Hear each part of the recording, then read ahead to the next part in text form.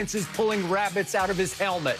I don't know how he's doing it, but he keeps doing it. Now you understand why Dub didn't walk it to him. Oh. Now you understand. Yeah, because he's turned into a running quarterback. He has to walk the ball into the end zone. Don't do that. Don't do that, Yeah. Skip.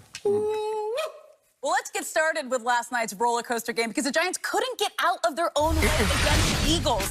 Not only did New York give up an 11-point lead, but Daniel Jones also couldn't quite find the end zone after breaking away from the pack on an 80-yard run, then suddenly tripping and falling down all alone at the 8-yard line. So, Shannon, how do you explain what happened to Daniel Jones here? Well, Skip, there's too much forward lean, and his legs are coming up 2 feet, coming up too far in the back. So you need more drive, more punch, a little bit more upright. And so you see that a lot, Skip, with receivers when they extend to catch a ball and they're too far forward, they fall down.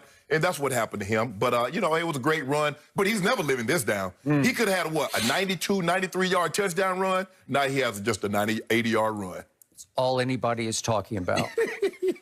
So to me, this play, this run, this trip and fall with nobody around was so Daniel Jones. Right. I think it's part and parcel of who he is and who he is not. Right.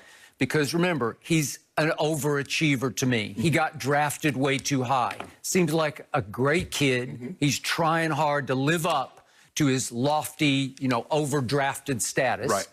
And he can run a little bit. Oh, he can run, yeah. At his pro day, he ran 4.7, which is pretty fast. Yes. And remember, he measured at 6'5" and about an 8. So he's a touch over 6'5".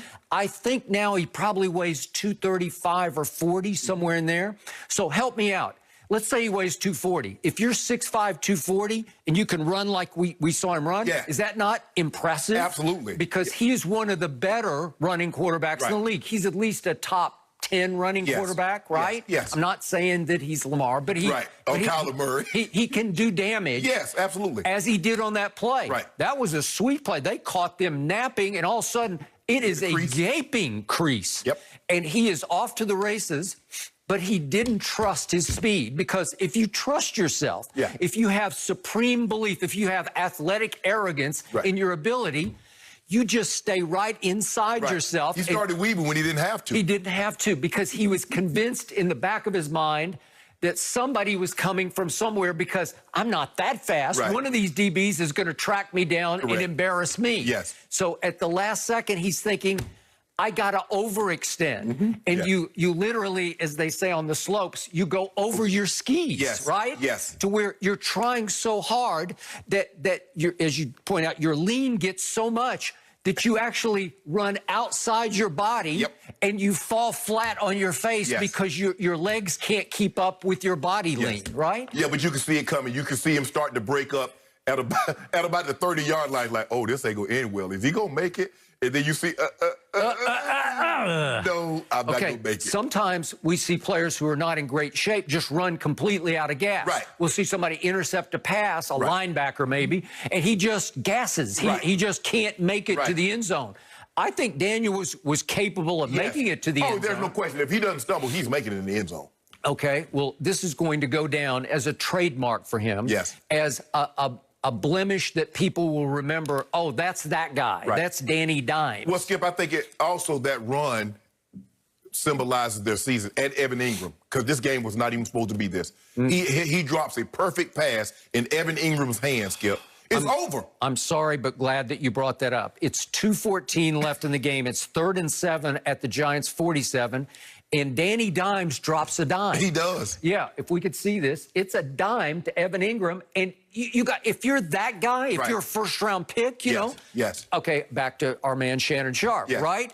Does Shannon Sharp catch this ball? Yes. Yeah, but he had that one because he made a tougher catch. And that's the thing, Skip. We're just waiting on him to take that next step. And the next step is making those plays. Okay, so if he catches this ball, and let's say he gets run out of bounds at the 20-yard line, maybe inside, maybe 18, 17, are they at least going to kick the clinching field goal? Yes. Absolutely. Yes. So game is over with that catch, right? And instead, the Eagles do what they did at the end of last year when they started off their 4-game winning streak in which they won out against the East to steal the East last year.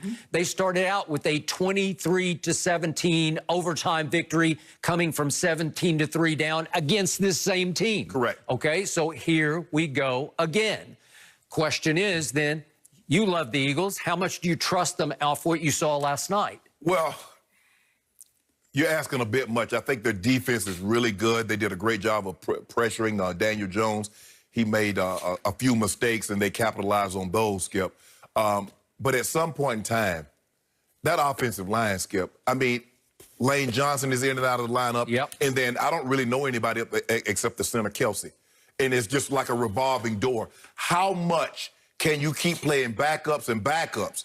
Not just at the offensive line, Skip, but at the wide receiver position. Now they're down to the third receiver, which is Richard Rodgers, who led them in receiving last night. Who's a good player? He's most known for catching the Hail Mary. I think it was on a Thursday night against Detroit. I thought he played big last night. Yes, he made some big-time plays. Yep. Fulgham stepped up and made Greg Ward Jr. He did. I mean, on that touchdown play, basically walk it to him through a BB through a keyhole. I mean, Which play? On the sprint option, the touchdown. The touchdown that to win it? No. Oh, okay. No. That was to Boston Scott. Yeah, no. Remember the flat route to Greg Ward Jr.? Yeah. He Okay. had a linebacker up underneath him, and he had a corner charging hard. So he put it in the only spot that Greg Ward Jr. could catch the ball. And then that throw, here's the name, walk it to him. Can you believe that, Skip? Now, I knew there was something special about this guy, because anytime a guy has 2 last names, Boston Scott, I said, he's going to do something. Now, how you throw a ball that perfect? Now, that's a 6'5" guy, a 6'6" guy, you get it. Because you love a guy that has a huge catch radius. He's throwing to a guy that's 5'6". He doesn't have a huge radius. And he drops the ball down